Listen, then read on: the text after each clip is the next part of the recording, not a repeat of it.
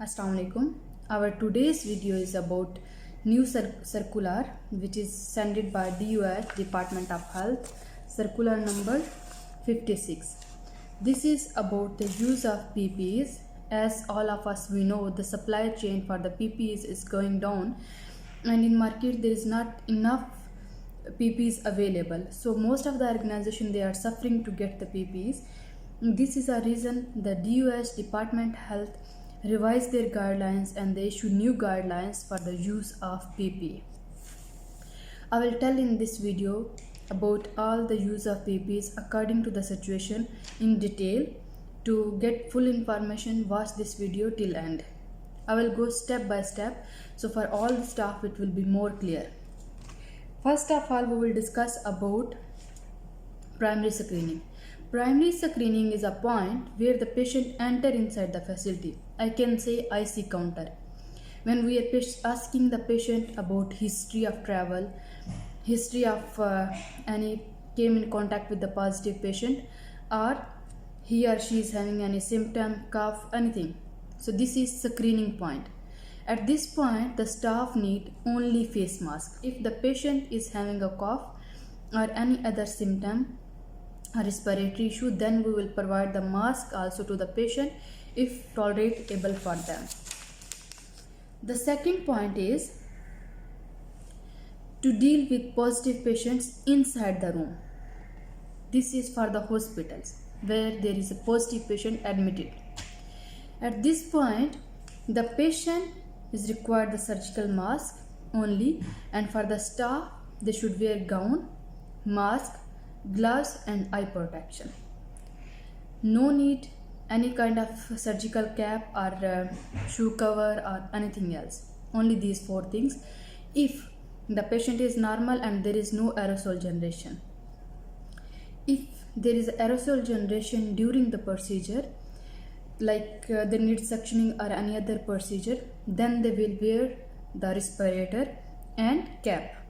This is additional for aerosol generation. For the cleaner, they should wear mask, gloves, gown, eye protection, and they should have a safety shoes, like good closed shoes.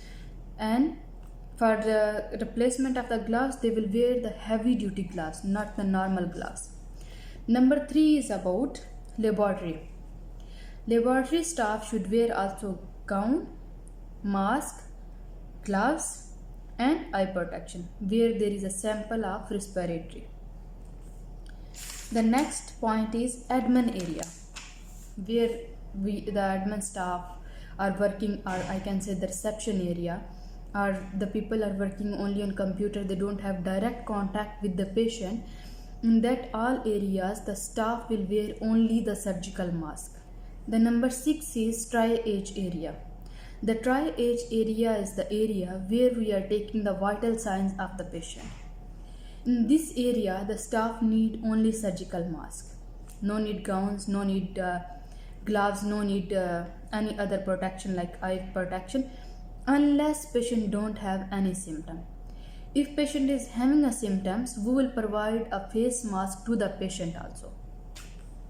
Number 7 is waiting area. In waiting area, if patient is having a symptoms, we will provide them face mask. Preferably, we should provide all the patients, but this is like specifically. Number 8 is consultation room. Consultation room is a room where doctor will see the patient. Now on this point, if the patient is having a symptoms, the doctor will wear all like gloves, gown, mask and eye protection. If patient don't have any symptoms, the doctor will wear only the mask and the patient will wear only the mask.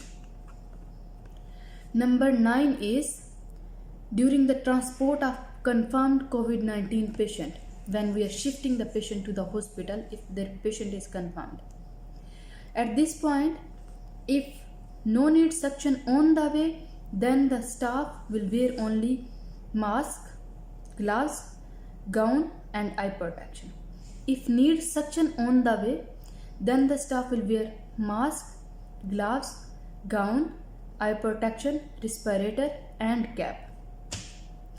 next number is for driver. If this is ambulance where the driver is sitting in the separate cabinet, there is a barrier between the patient and between the driver, then driver will wear only the surgical mask. Now we will move on number 10, which is home care. The direct caregiver should wear also same thing, mask, gloves, gown and goggles, the eye protection. If aerosol generation, I'm talking about confirmed positive patient. Okay. If not confirmed, normal patient we will see only with mask. If confirmed COVID-19 at home care, the staff will wear these all things which I explained, which is mask, gown, gloves and eye protection. If he or she needs suctioning, then additional is respirator and cap. The PPE is required for only confirmed patient. Normal patient we will see only with mask. Hope this will be clear for all of you. For further informative videos, subscribe this channel and share this video with your family and friend so we can spread the knowledge. Thank you so much.